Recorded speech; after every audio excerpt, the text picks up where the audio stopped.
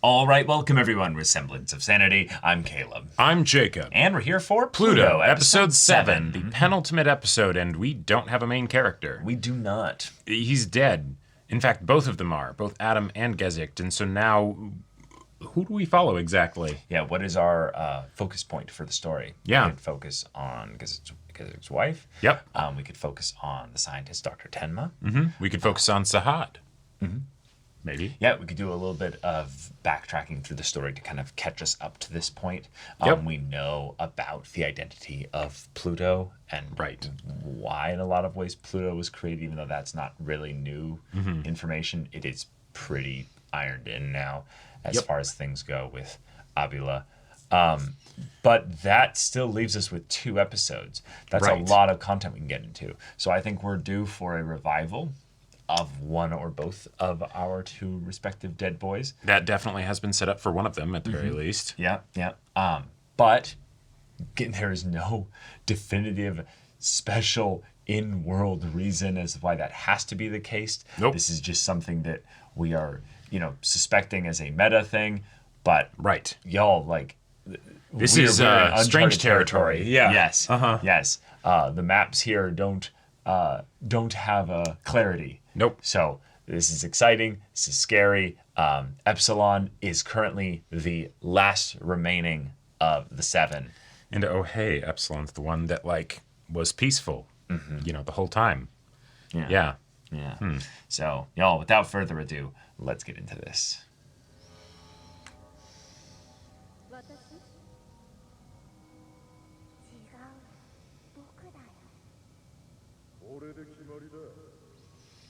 This is a choice for a start. Whoa. Is this inside Pluto's mind? Oh, here we go.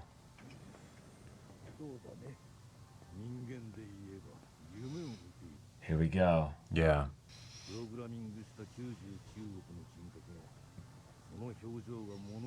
Oh, God. Yeah, that'd be...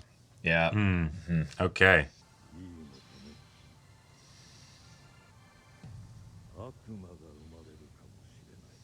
And there it is. Yep.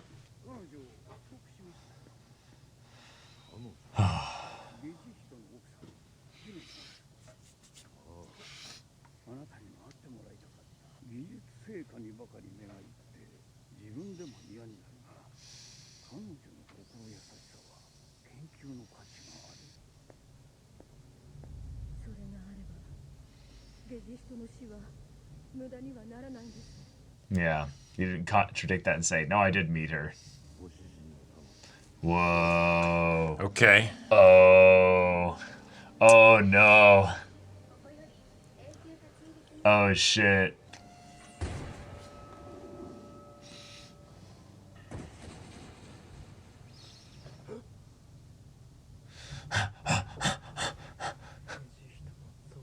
Whoa. Hatred, huh? That's... Well, yeah, because that's the thing. Gezicht clearly had he had come to the point where he could express all the emotions, Right, but he wasn't... That's why he had his memory, No, totally, but he clearly didn't have any hatred for his killer. No, but it doesn't matter. You could feel all the emotions in that moment when he died.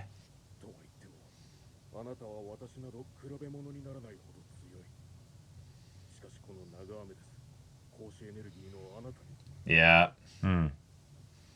Terrible day for rain. Oh. Oh.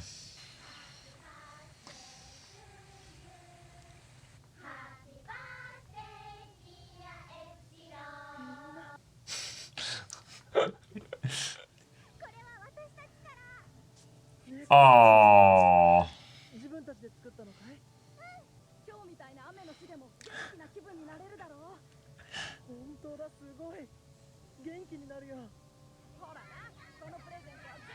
It's so cute, but it's also because it's Johan's look. No, I know, yeah. Even funnier. Oh. Is this where we get the This is the one who. Oh shit. Yeah. Yeah, I can already see some of the color on there, and that's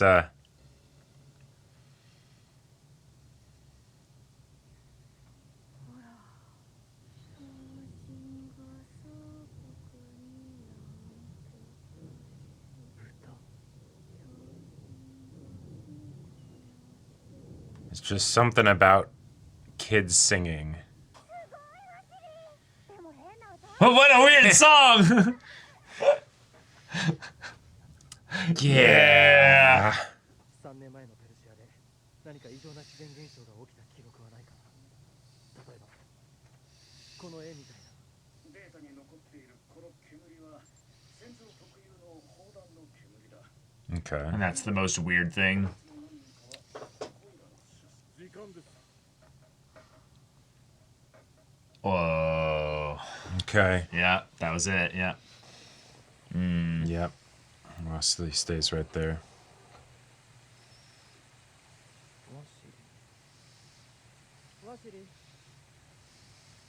It's like he knows he's not going to see Epsilon again. Yeah. It's not dark anymore. Yeah. Yep.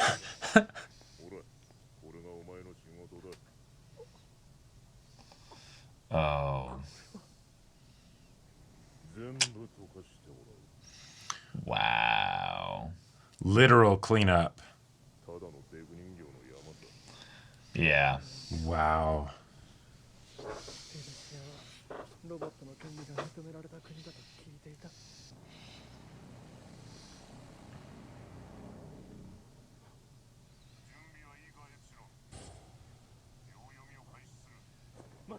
He missed that there was a kid.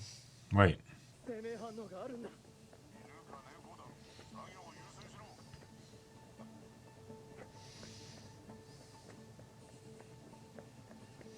Wow. Shit. And this is him, Wesley. Yeah. Oh, stepping into the light. Yeah.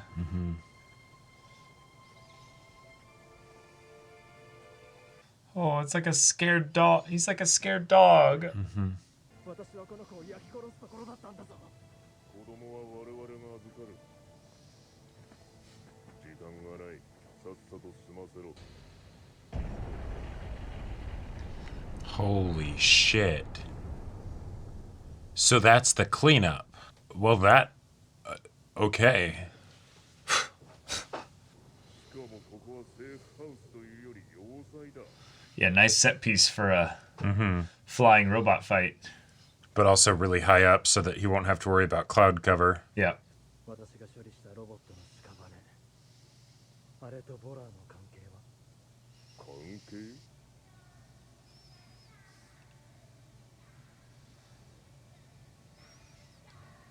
The human's like, I don't hear it. What are you guys talking Yeah, about? Oh. He's like, it's not a song. And then when we hear it the third time, it's while Pluto's going after Epsilon or something. Yeah. Oh. No. Oh, no way. すぐにオーストラリアに戻らなくては。 No. The safe house worked too well. Pluto Yeah. doesn't know where he is. Yeah. So Pluto came here. Or can't get to him, and it's like...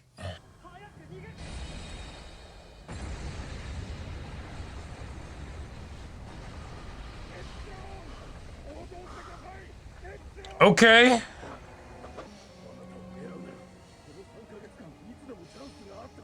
Ah. Sure. Okay. Sure. And you're the target Yeah. back in Australia, too. Right. Whoa. Oh, shit. Well, that's a bit of an increase in scale. Uh-huh. The game has changed. Yeah. The game has changed. We're not just going after, you know, like small, like one target kind of areas. It's Oh. 誰って見りゃわかるだろう。私だよ。うん親父。今突然世界に2つのとても大きな悲しみが見えたの。 So did they wake up Adam then? Maybe. 大丈夫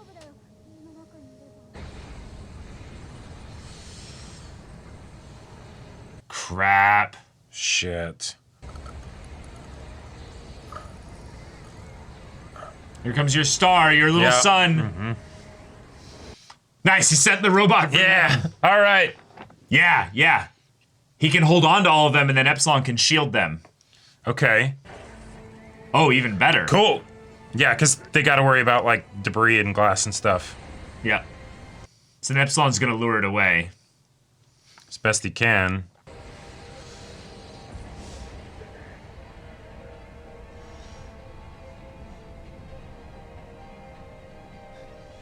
Fear a calm man's wrath. Uh huh.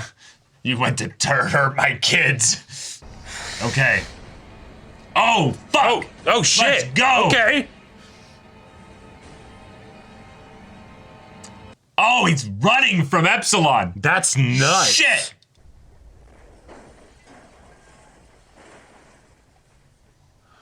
Oh, I thought I saw a dark sweater there. I thought I did too, yeah. Oh, No. or is that a slow descent to Earth, or is that a death fall? That's a death fall. No way. Oh shit. Okay. So maybe it's something where, as a result of the fight, like, because thematically it's like the pacifist has the power to defeat the evil, right? But ワシリ Oh! Oh! Oh! all right. Okay, show. All right. He's been scared this whole time because Yeah, and now he's Now like because it's now he's like gone. I don't have to be scared. Oh shit. Yeah. ピノキオなの Mm-hmm. あの子はピノキオ悲しくて泣いていた子かい？釣られたくないの Mm-hmm. いや釣られたくない Yeah. 自分で動いてるつもりでも優しいさんの Yeah. Uh-huh. Controlled by his desire His for a son. sadness and his loss. Yeah. Well, this is a That- big development. Yeah, Let's that see. went a lot more happily than I thought. Like, let's see though. もう少し待つよ。 Yeah, of course. Mm-hmm. それは構いませんが。 Oh, Right. Pluto's defeated, but now we're gonna have a new problematic one. Right, because it's Adam. But I don't. Or it's Bora, you know. Right. I hope. 君は敵に勝ったのかね。はい本当かね。 Oh, they don't trust the pacifist. なぜ将軍を守れなかったんだね。セーフハウスに配備された一個中隊が一瞬にして消されたんだ。 Oh. エプシロンの養護施設周辺に散乱していた部品です。 Yeah. お Mm-hmm. そらくペルシア製ロボットの左腕それ以外は見つかっていません。 Ah, エプシロン。 Ah. I defeated them, but I didn't. kill him. Yeah. Ah, yeah. But I also like that. That's, which came first, the chicken or the egg, right? Yeah. Yeah. Wow. Okay. I have no enemies. Yeah. Let's fucking go. I saved my kids, and that's all. ロボットは人間の親タリウルの Wow. So because he didn't kill. 移動 Mm, ではあなたのような立派な人間の保育士なのは全く No, it's just. but no. Epsilon. This is just a general thing. They've been dealing with these people for a while. The way they were like, oh, them again. Yeah. 特にこちらのヨハンセンさんのような方の縁は大切 Yes. Look at those eyes. Such kind eyes. Yes. Take the look-alike of Johan to go to actual Johansson. 妻も何度かこちらに伺わせていただき心は決めていました On specifically. Lastly. Yeah. ワシリさあこっちへおいでヨハンセンさんワシリーはヨハンセンさんは施設に多額の Oh my god. That's pretty common. Yeah. Well, he just finished defending his kids from an intruder. It's Five, Wesley, yeah. 4, 3, 2, 1. ワシリは Yeah. おじさんと行っちゃった仕方なかったです Wait. いい加減にしないか何度立ち止まれば気が済むんだ Shit. What if this kid's a robot? That's why they didn't detect any, like, life forms. Epsilon detected the emotion, but they didn't detect any life forms, and so the negative exposure. もう手なんかつながなくていいんだ。 Oh. No, もう世話焼かすな。早く来い。 my work's done. What the fuck? しろって言ってんだよ。彼を引き取ったヨハンセンという人物は。 Wow. Great work with the background check. 手荒な真似はしてないだろうね。 Yep. そりゃもう割れ物を扱うようでしたよ。ほら怖くない。全然怖くない。あんまり大声でそれを叫ばない方がいい。ホラーを見たなんて本当に悪い。だけどこんな悪い子でもエプシロンは助けに来る。 And that's how we're gonna get him? Yeah. Holy shit. Well, I don't know if Wesley's ever gonna recover from this. No. たとえ片腕でもお前は Yeah.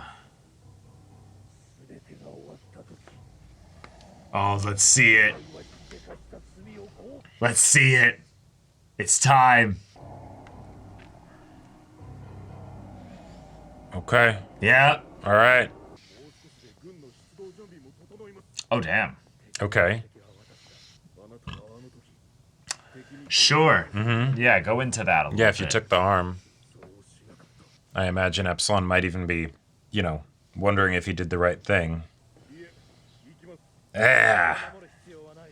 Yes, I do. 私が守るのは Yep. Oh my god, I just love Okay. these triple episode kind of Yep. lengths here. It's just Uh-huh. story just keeps going. We can get all the development and following up all in one package. Yep.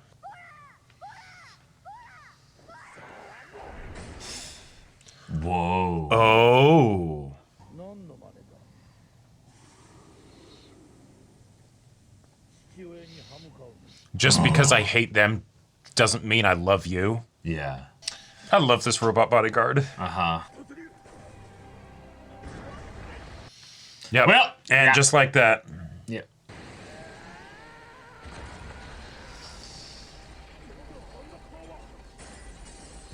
Yep, taking him out of the... Yep. Okay. We're going up. Oh, yeah, let's go up into All right. upper atmosphere. Full spectacle. Let's go. Yeah. And it's the horns themselves that are doing Yeah. that. Okay. Oh, the child. 君のことか。アブラーとは何だ。ホラーとは何だ。 Trying to stall, yeah. I get the feeling he's going to rip him apart right before the sun reaches him, though. Yeah. Or maybe not. Yeah. Holy shit. Yeah. Okay. Fuck. All right. Doesn't want to be puppeted. Yep. 君だったのか。このところ墓に花を手向けてくれていたのは Mm. あなたは後の妹か。 Mm-hmm. ロボットが墓参りか。でもあなたが悲しんでいるのはわかる。 Mm. わかるのか。 I can feel it. Yeah. 心が。二つの感情がとっても大きな悲しみだ。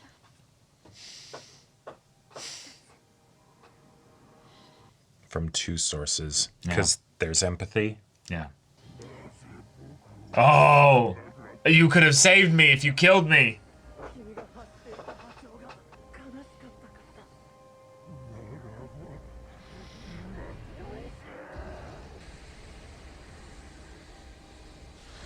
Fuck.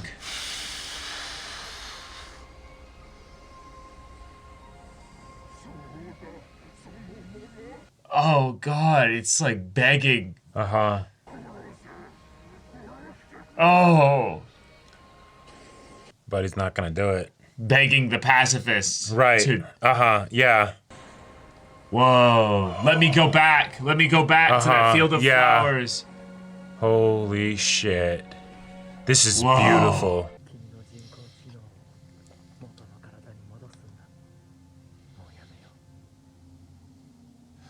And then hard cut to him getting ripped apart. あいつが来る。 Bora.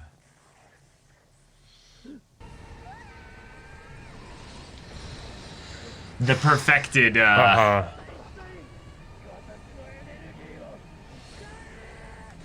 Holy shit! Whoa. He just infused him with his own. Yeah. Whoa. And the music. That is so fucking awesome. All right, go. Get gone. Yeah. Yeah. Yeah. ただのメモリー画像。本当にみんなに会えたと思って抱きしめようとしてしまった僕の体を。僕は。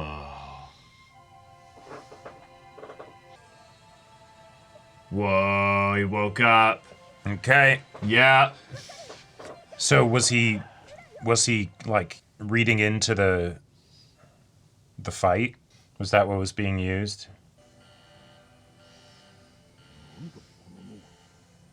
なんだこの数値は。分かった。ああ。プルートの正体、アブラーの正体、そしてボラーとは。 Holy shit. That is. Oh That is my enormous. god.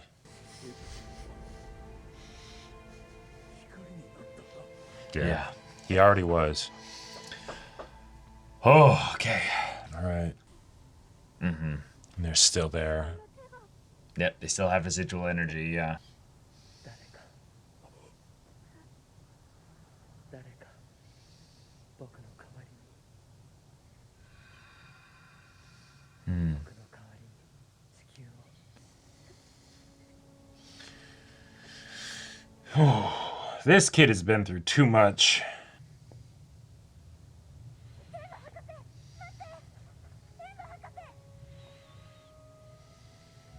分かっているよ、エプシロン。 Whoa. Okay.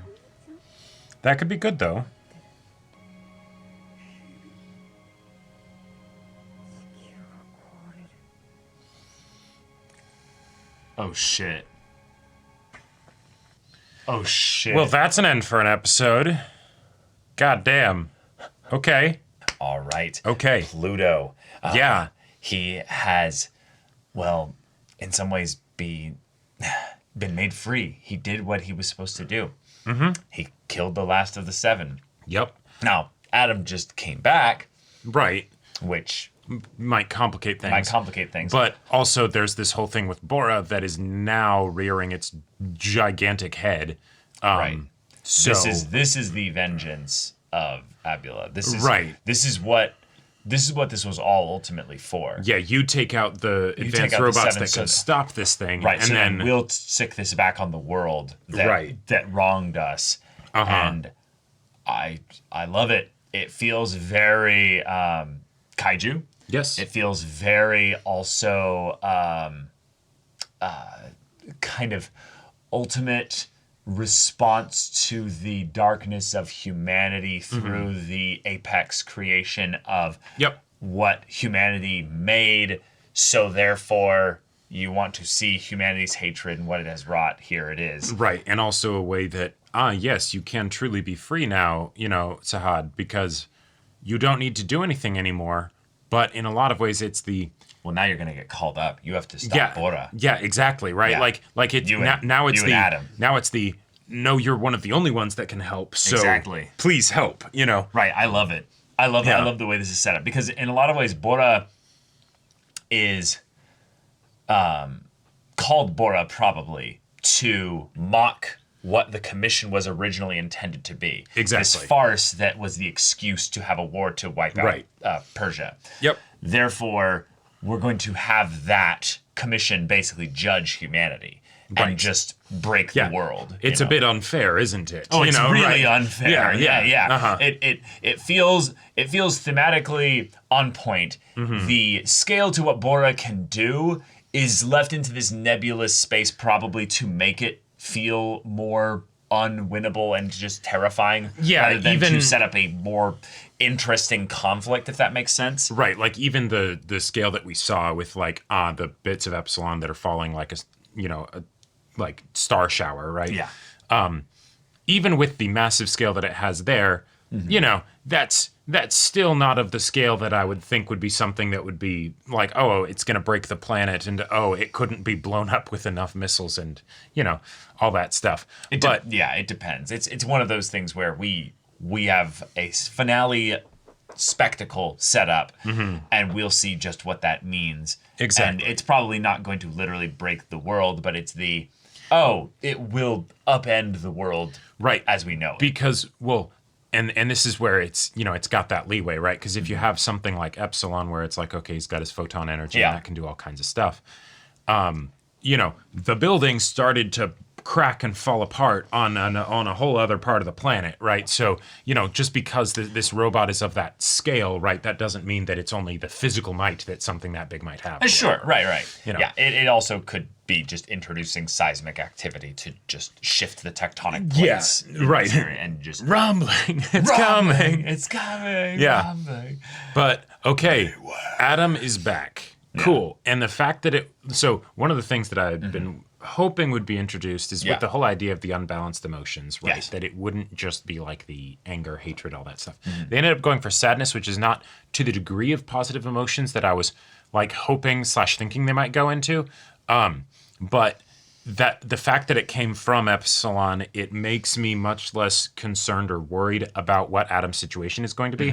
Granted, these episodes are long, so you could absolutely have some conflict with Adam before we get to the final conflict at the end. The full gamut of human emotion, yeah. And I think there's definitely some good stuff that we can get there, but at the same time, I like the idea that we might not go into that because it's yes, that's a worry, that's a danger, but it Epsilon's really message was reached him. Yeah, exactly. Yeah. It came from Epsilon. We know that, you know, even in whatever situation that Epsilon might have felt hatred, it's the who is doing this to you kind of a thing, right? You know, it's all the robots that were good all had their moments of hatred, basically. Right. And the idea that Gesicht, for instance, the one who probably was the most, like, I don't know, lawful of all of them, because he's in this position where I do my job. Right. I have no emotion about it. I literally am the one that upholds the law. Right. Yeah. There's no bias in it. It's just It's just cold. He even felt the emotion of things there, not just with regards to the job, as he was, you know, pretty much a perfect robot in terms of like the capacity to do these awful things, but also the capacity to love his wife, the restraint and the discernment and all that stuff. He had the full gamut there. When he died, he even felt hatred, and right, which is it's something where it's probably not just that he only felt hatred; he felt everything. Yeah, in those moments, he was free. In those moments, that emotion was, you know, sent out into the ether. Right, and now Adam, who's, you know, ascended basically, is able to tap into and understand all of that Epsilon and Gesicht felt. So that's perfect. So now he can bear the torch of these fallen, and now truly be the icons. New generation, and just be the last guardian of humanity, or be the torch bearer of the new age. Right. Defender for now, and guardian. You know, next. Yeah. I do love the idea, though, that if Adam is not our guardian, that Pluto might be, though. The idea that Pluto being the titular, you know, character, you know, as far as this show goes, that feels rather exciting to think about creation of, you know, sadness, hatred, and all these things, but then Sahad coming out in the midst of that, being this person of kindness and softness, then being the last remaining thing we have to defend us. And it's do we even deserve Pluto? Because like we know how Pluto was made. Oh, totally. It's the same kind of thing that bore Bora in a lot of ways. You know. Well, and that's where I love what they did with Wasili here, because like as far as you know, trauma to put on a character, much less a kid. Yeah. Like they double tapped Wesley. No, they absolutely double tapped Like him, that yeah. was fucked. The fact that like it's like, oh hey, we finally get to see him recover, and then not only does he get sold off, right? And I love that the person at the orphanage just doesn't like. They don't mention that. Oh, there was nothing we could do. Like the fact that it was a substantial monetary donation. That's never going to be discovered. Nope. That's just something that happened. She did that. Yeah, she did that. Right. Yep. Nobody's gonna know. Nope. You know. And it's just That's there you just gonna go. Eat at her at night. Yep. Yeah, hopefully. And then not only is Wesley getting taken by somebody who absolutely doesn't care about him and all the shit that can come from that, just Right. right. But then on top of that, he gets sent to the very place where the giant robot is that put him into this traumatized state in the first place. So like that's one of the few instances where I've seen a character like faint because of like something terrible happening, and I actually buy it because of course like What's even funnier then is that Yeah. like this is not just him seeing the robot there, but he sees Abila and starts freaking out and saying Bora, Bora, Bora. Now that's probably because Bora is his trauma Sure. response word, and he can see that this guy means to do him harm. whoa. But it's also oh wait, Abila is not fully human. Right. Abila Oh, has yeah. some things about him that potentially give some sus as to what his connection to Bora is, not just from maybe Yeah. creator to created, I but fully- also maybe something more. I am fully buying into the headcanon that, of course we'll get the confirmation or denial or whatever in the next episode. Yeah. But that basically he was recognizing Bora, right? Sure. That it's like whether Abila made Bora or like controls Bora or whatever, like that it's the, oh shit, I can recognize the hatred, right? Yeah. And that's what I'm seeing here. Fuck, you know? Yeah. And so that was absolutely brutal. And as far as a way to then, like make it be where Epsilon, yes, absolutely has to go rescue him, but also the fact that since, robots can or Epsilon specifically, and then like also Uran and stuff can detect emotions and all that from like really far away, that would be the perfect, flare to light up to be like, no, we're going to get him to come here and he's going to be reckless. He's going to, all He's of this going to stuff. go into a stone area at night, so he has no access to photon energy. Right. I love that kind of we're going to fight Superman with kryptonite kind of feel that this episode gave. And yet, even then, that wasn't actually what defeated him. No. And I love that. I right? love that too. Like because Pluto doesn't want to do Pluto this. doesn't want to, right? Right. Like the fact that they go up there and when he's got him, dead to rights, it's the why didn't you kill me? Yeah. Right? Please kill me, right? And then oh hey, the sun comes up. All right, you have the ability now. Please melt me away, right? Kill me, yeah. Yeah, kill me. But he can't do it. And And in that moment, Bora then comes up and and finishes the job. Chomp. Now, but I love that that's the that I have no enemies moment for Epsilon here might have been what saved humanity. Sure. Because the idea that Pluto might survive this, and might end up helping to fight off Bora, or like giving his life to fight against Bora. Yeah, or something. it feels very even though the details of the story are vastly different, it feels very Iron Giant to me. Oh yeah. Where it's like, you've got the manifestation of war basically on its way to annihilate everything. Sure, And then yeah. the thing that was designed to be that weapon, the thing that was designed to destroy and kill, then decides, yeah, no, that's not happening. Right.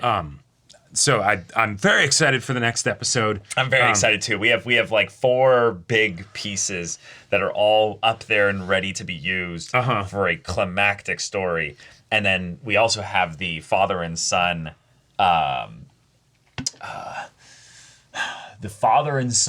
loss parallel with Abdullah and Tenma of 100%. one man's loss created all this chaos. Right. And then one man's loss ended up leaving them so empty that the beautiful thing they had in a son they sacrificed, right? Tenma, yes, he's done some things where it's like, okay, that's a bit sketch, man, you know, and he took this whole risk of like, you know, oh yes, you could be a demon and all that stuff when you've been literally like dealing with the consequences of something like this happening, and he's like, I'm gonna do it again. That scene though was in the past. No. Okay. No, yeah. That scene was in the past, but I'm talking about him reintroducing because the unbalanced emotions that they're talking about, like, are all the negative ones. It's not any of the positive ones, which I would think that you could do. But given that that's his current understanding, he is essentially redoing the Pluto experiment. Yes. You know, knowing how that ended up, and he's like, because I still care about my son, I'm going to do this again. I would absolutely be a demon myself. Right, exactly. In order to get my son back. Right. Yeah. Which is, you know, you can have discussions about the morality of that decision there. Oh, yeah. But then for Abela, it's everything else was taken away, and so then I am going to destroy the one thing that I have left. Right. Because and that's showing sort of the vicious cycle of revenge, right? Right, and the way in which Tenma and him are exactly the same. They have basically. I will become a demon to Yeah. And all of that to it's not the strongest then parallel from that. That's where the connection point is really strong. But then I want to point out the bodyguard robot that is, I believe, without a name, right? Which makes it feel a lot more apt for the like thematic aspects of the show, in that you just have the robot that makes a choice. I'm gonna protect this kid, right? Yeah. No, Epsilon, you're not going off on your own. I'm going to, right? Like all of these. I'm going to protect this kid so that I can protect Epsilon. Right. There's a nice logic kind of pathway to it. Totally. I actually can't protect you, Epsilon, but I can protect the one that you need to protect. Right, so exactly. You can protect yourself. Yeah, you can protect yourself better. Yeah. Right. But the idea that like we see this robot doing all of these things where they're constantly putting themselves in harm's way in order to protect the ones that are weaker and fragile. Right. You know, the kids when the tornado first shows up. Right. You know, and at the castle again. Right. Like, it was inspired by Epsilon.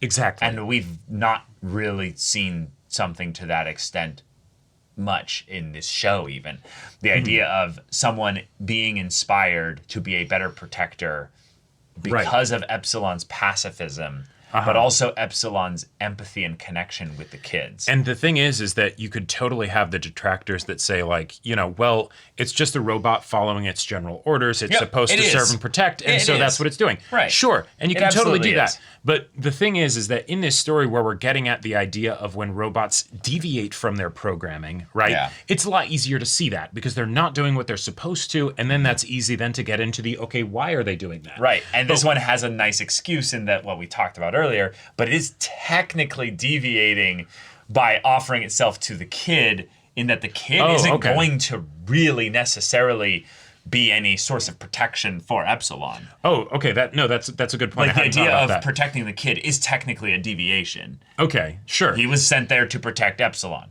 Well, and Epsilon doesn't need protecting. They brought up a point of that many times in that you have a frail body, but actually your power is such that like it's a joke that we would need anything to protect you. But even on top of that, it doesn't need to be a deviation from programming in order for it to be an act of will. Yes. Right? True. The idea that if he is inspired, say, by Epsilon to even more so act in accordance with his programming, that is still a decision, even if it's not necessarily going to be noticed or recognized as such from the outside, because, well, that's what you're supposed to do, right? And so I love everything that they did with that robot because it feels like it's the that extra sort of cherry on top with the meat of the episode as a whole, the stuff that it gets into.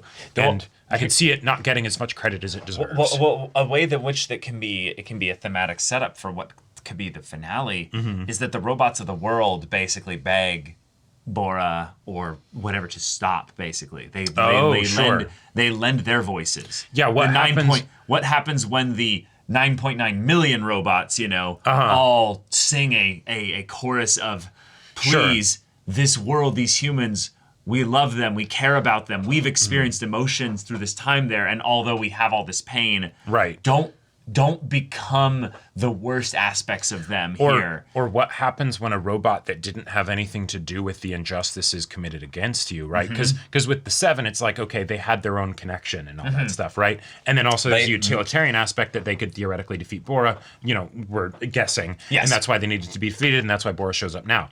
But what happens if it's an unrelated robot? You know, what happens if he just stands up and he just puts his arms up and he's like, Bora, stop. Is Bora Pluto, gonna, for instance, or well, no, or just Bora, or yeah, either one. wait, what? Either one works because Bora saying Bora stop? I'm confused. no, the robot bodyguard. Oh, okay, sure. Yeah, because if you're in a situation where obviously there's nothing that they can do and any kind of, you know, No physical way. no that they can- physical way that they can actually stop them, but it's the, oh, please don't. Are they going to get trampled as, you know, in order for you to enact your vengeance when they didn't actually have anything to do with your vengeance in the first place, Well, that's right? again, that's why they brought up the whole thing of being puppeted. That's why I say it'd have to be something practically spiritual, and that it be the all robots, you know, doing this thing. It wouldn't matter if it was the to one. help them break against the puppeteering and all that stuff. Yeah. Also, I love the way in which they use myth and stories in this regard, with Pinocchio being the vessel for that. As yes, lost inside the dark whale. You know, the whale's belly. And I believe that Pinocchio was a big part of the inspiration for Astro Boy in the first place anyways, so it's like it, you know, it works, right? The man who wanted a son, you know, and then he makes a puppet, a robot, you know, and then, oh hey, I'm a real boy. Well, yeah, Pinocchio as a story, as a fairy tale, it gets at some specific aspects of the idea of created and creator that are like timeless. pretty damn timeless and mythical. Like it's really, really fucking good in that regard. So the idea of it being used here, I personally really liked. I'm partial to a lot of aspects of that story with regards to the idea of created and creator. I'm also really enjoying Lies of P right now, so that's something that is stimulating a lot of that Pinocchio, Geppetto storyline stuff, because that's literally what it's all about. That is all about. But in this here, then having it be tied even more so to the emotional core of Pinocchio, which is father and son, and having Adam now be awake, and there's something about Adam that's being released that's different, that's more. I would love maybe then for Adam to have basically either been by the program that was introduced that the allowed him to sort through the chaos. He chose something that represented either all of us, all of humanity in that regard, or it's he connected with that which is Bora because of Epsilon's understanding before the end. Okay. And then that was communicated to... Right. At the very least, the progress that we've been making with Pluto over the course of all these different fights and the way that people have been getting, better understanding and whatnot, that's not just going to disappear because, the character that had that revelation's dead. And I want to posit something that is interesting here. The story has been building up the way in which all robots essentially are very close to that point where they would just have emotions. It's not a thing as to whether or not they have emotions. It's just whether or not they've got certain things in their hardware actively limiting those things. Right. Which, I want to bring up the idea then, that could be a hint as to what Bora is, in that Bora is, instead of sorting through the 9.9 billion humans, it's we're going to sort through the however many robots. Robots, yeah. And it's it's all their will, it's all their thing, and that could, I don't know. That could, there was definitely that part at the beginning where it's like when we got the stuff that ended up being the backstory for Pluto, where it's this also feels like it could be a thing in the present of like all of the voices lingering still. Yeah. Yeah. And those don't have to be necessarily just the living robots, but the cry of the dead and the damned. the ones that got smelted and all that stuff. Which, by the way, they brought up the specific idea that maybe the vengeance was against the people that specifically saw that, like, that mass grave, basically, of the robots. Right. So and that feels like it could be additional plot reveal stuff to theoretically get into in the last episode. I don't know if they will, because it's the last episode. You don't generally want to have, like, new developments, but at the same time, these are big episodes. So. Right. The way in which I could see it being just the cherry on top reveal of what had already been established, which is Persia was wiped out, but it wasn't that Persia was wiped out. It's that the Persian army and world was, or their nation was going to be made up of primarily robots. They were going to be a robot-led civilization. Yeah. That, of course, is something that the rest of the world doesn't like, so they go to wipe them out. Well, they wipe out all the robots. I would assume all the advanced robot technology. What essentially happened was ethnic cleansing. Okay. So then you have a robot that is Bora, that is the representation of all the dead that need their voice to basically... Well, yeah, and hence not Bora, but hence the name Pluto, right? Because it's the keeper of the dead. Right, but I think Pluto was the template that needed Sahad in order to actually, like, go and have, to be controllable. But Whereas Bora is not controllable. Bora is just the button you press, and then it does its thing. Just go. Yeah, like it doesn't need to be. Your pain, your it chaos. doesn't need to be, in some ways, either uncontrollable or maybe even easier to control because it wasn't given total free will. Yes. So it's like this is actually just a machine. It has its directive. It's going to do the thing. It's less complex. It's less complex, and so once you press that button, press the button. You know, Bora's going to do its thing. Yeah. Right. I think that there's a way that you can have your cake and eat it with regards to making Bora a nebulous being, but also having very simple, easy to understand. Well, and I think that's goals. I think that's why Pluto's here, is because then that's where we can actually have the complexity. Yeah. And Bora multi-layered dimensions and stuff. Just want to say, and I don't know how much of this, like, you know, it's an adaptation from like a silent medium and all that stuff.